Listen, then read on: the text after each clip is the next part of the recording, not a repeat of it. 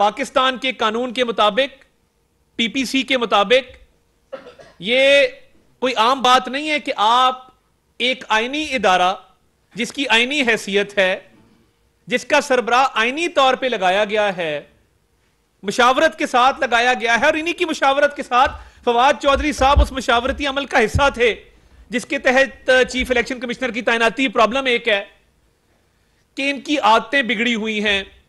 अपने दौर में तो बेगुनाह लोगों को जेल में डालते थे, जिस तरह मैं देख रहा था आज, भाई लाहौर की मकामी अदालत ने ट्रांजिट रिमांड दिया है, इस्लामाबाद का पर्चा, इस्लामाबाद में जिस्मानी रिमांड की सदा की जाएगी।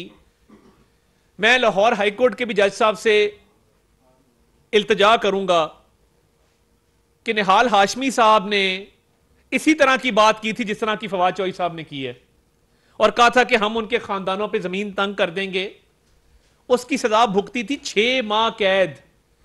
अपनी सेनेट की सीट से हाथ धोना पड़ा था, 6 माह कैद भुगतनी पड़ी थी। इंसाफ का मयार दोहरा नहीं हो सकता। अगर निहाल हाशमी के लिए यह सजा थी तो अभी फवाद चौधरी पे सिर्फ पर्चा दर्ज हुआ है और आप टीवी लगाएं तो लगता है कि पाकिस्तान के अंदर क्यामत आ गई है। मरियम नवाज शरीफ साहिबा को वालिद की मावनत और यानत में अंदर किया जा सकता है। नवाज शरीफ साहब को एक झूठे केस में कैद किया जा सकता है।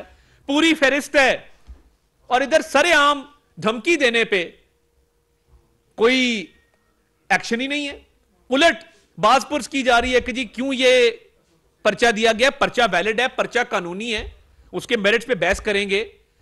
फवाद चौधरी को इस्लामाबाद पहुंचाया जाएगा और 6 बजे बिल्कुल कानून के मुताबिक उनके रिमांड के लिए उनको अदालत में पेश किया जाएगा, जो हर मुल्जिम के साथ होता है।